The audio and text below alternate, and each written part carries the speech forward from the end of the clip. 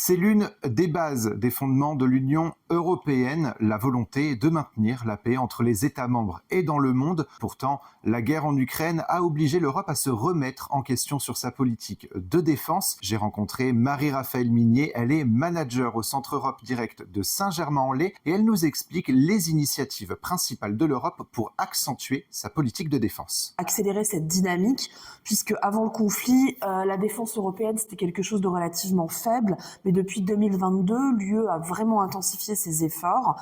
Par exemple, on a l'initiative PESCO, PESCO, qui permet de maintenir des projets communs de défense, comme le développement de capacités militaires partagées et l'envoi d'armes. En fait, le soutien à l'Ukraine, à travers l'envoi d'armement et de fonds, montre vraiment une solidarité renforcée des pays européens face à une menace avérée.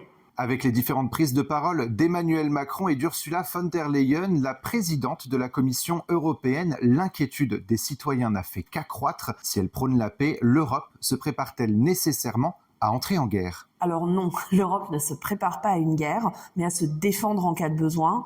Le renforcement de la défense, en fait, c'est un moyen de dissuader des puissances extérieures de toute agression. L'UE travaille en étroite collaboration avec l'OTAN pour garantir la sécurité collective, donc de tout le monde.